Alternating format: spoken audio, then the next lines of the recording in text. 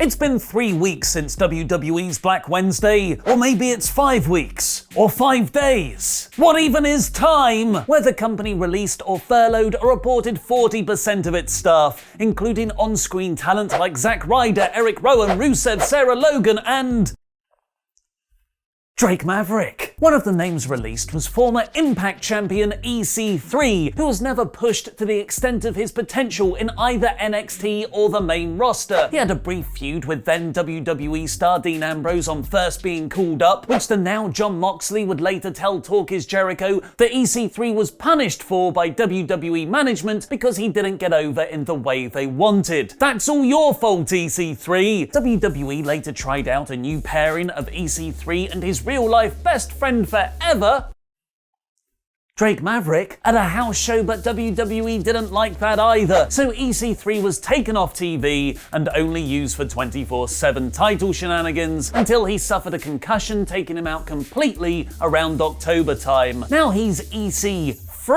from WWE though. Carter has been using the Socia Banks to get over his new persona, posting various training videos with cryptic messages teasing towards his next move. And his latest one is the most interesting yet, as it hints towards a working relationship with more recently released WWE stars. In the newest video, EC3 talks about tag team wrestling being dependable workhorses and having one vision, with a video playing in the background of the shot, which is the same video Cash Wheeler and Dax Harwood, the former Revival in WWE, posted when they announced their new name of the Revolt. Can I get that background in Zoom?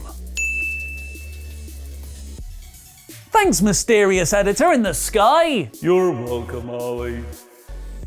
EC3 ends the promo by saying, "You've been warned," and Cash himself retweeted the post adding, "This man is a psycho, in the best sense of the word, untouchable at his game. A revolution is coming," hinting towards a super non-essential faction team up in the future, perhaps even with Drake Maverick, who also reposted the video telling people to fear the Revolt. The Revolt guested on this week's Talk Is Jericho, where they talked about the potential places they'd like to work next, including EC3 and Drake Maverick's former home turf of Impact Wrestling to face the North. And we exclusively reported on WrestleTalk that they're aiming for non-exclusive deals with AEW so they can wrestle in the UK Indies and also in Japan. The idea of a loosely affiliated faction of WWE's mass-released wrestlers could be a fantastic idea. Do you think it would happen, and who do you want to see in the group? Let me know in the comments, because I'll be replying to people from out of quarantine.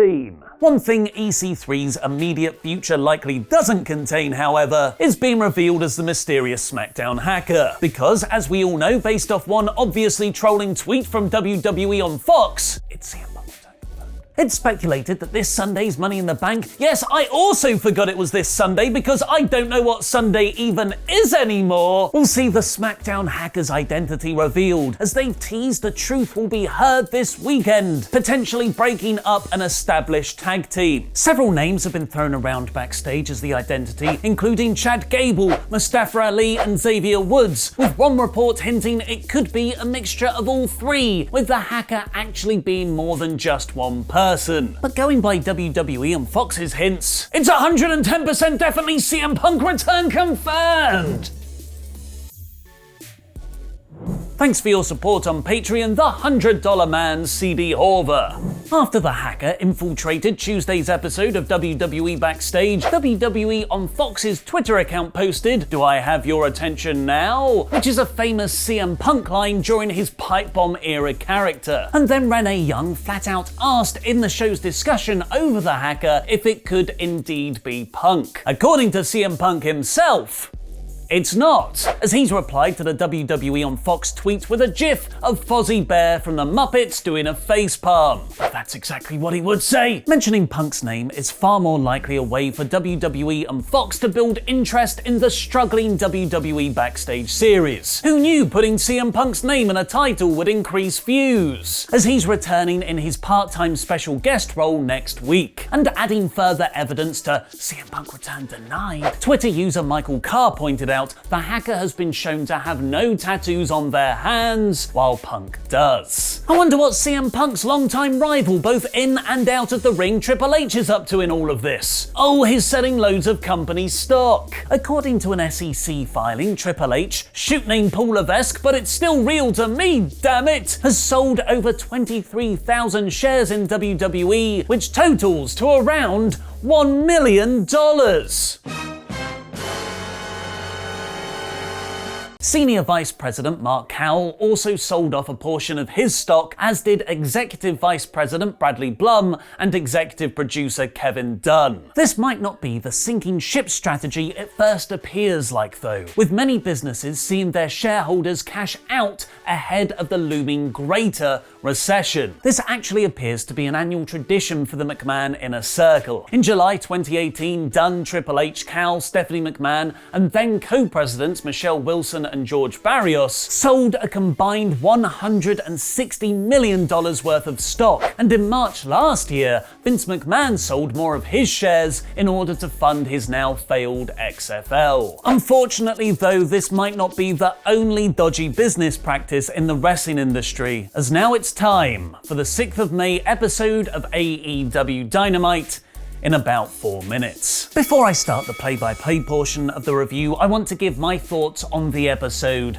overall. This was the first show AEW have broadcast live after bulk taping 6 to 8 weeks worth of content over a month ago. They've been able to start running shows in Florida again thanks to the state declaring professional wrestling an essential business. This is the exact same loophole I've heavily criticized WWE for exploiting and potentially even engineering. Tony Khan revealed before the show that AEW have put extensive safety measures in place and that everyone had tested negative for Steve Corino. And even then, if anyone was still uncomfortable attending the tapings, they would be free to miss out. Participation was purely voluntary, although that's a decision I'm not sure is best left to wrestlers who tend to be abnormally committed to the show going on, no matter the risk to themselves. Call me a prude, but this still makes me uncomfortable. I haven't let any of us here at WrestleTalk go into the office since mid-March, and what we do poses a significantly lower risk. So to see a company I love, that I thought was more aligned with my morality, put on a live show with Jim Ross and Jake the Snake Roberts on it for no real extra benefit, I struggled to enjoy the episode to the extent of everyone else. And more superficially, I also thought the Georgia gym shows from the last 6 weeks had created a terrific bunker-like atmosphere, an atmosphere that evaporated here with the larger Daily's Place setting, making the absence of a crowd more noticeable. They went out there and put on a normal wrestling program with no fans, whereas I'd argue the Georgia tapings were wrestling shows designed for the situation we're living through right now.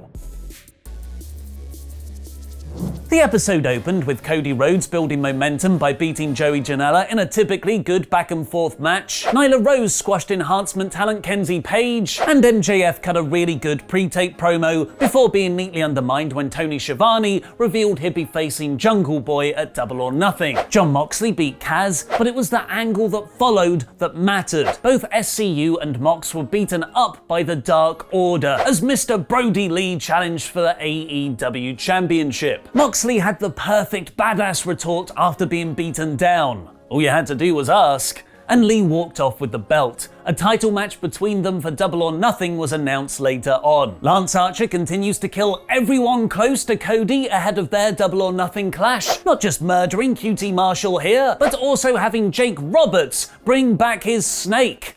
The reptile, not slang for a peanut, draping it over an unconscious Brandy Rhodes after she was knocked out by Britt Baker. And Darby Allin turned down Taz's offer to manage him backstage. While that would be a cool partnership, I think Allen's character works much better as a lone wolf. The main event, however, was so good, so much fun, it even made me forget about all my personal disagreements with how AEW produced this episode. Kenny Omega and Broken Matt Hardy took on Chris Jericho and Sammy Guevara in a denim-heavy street fight, which included such excellent spots like Broken Matt turning into V1 Matt and then back into Damascus again, Kenny doing a moonsault off Bad News Barrett's old podium, and in one of the best AEW spots ever. Hardy and Omega running down Sammy in a buggy. This week's Dynamite is brought to you by GTA. The Inner Circle's numbers won out in the end though, where Jericho pinned Omega with the Judas elbow. It's super effective, and the heels celebrated with the Jacksonville football ground behind them and their name firing up on the big screen in a fantastic closing image. That was this week's AEW Dynamite in about 4 minutes. Let me know what you thought of the episode in the comments down below, and click the eye above my head to give your rating. My personal feelings aside, this was a very good show with an excellent main event, but unfortunately my gut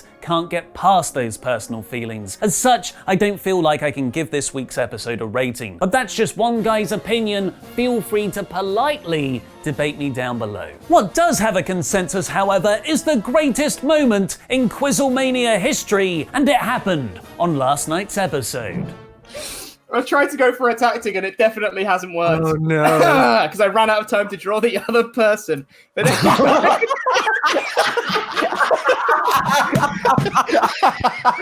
Oh no! Is it Bill Cosby and Ghost Dad? Oh my God. What is that on his? What does that say?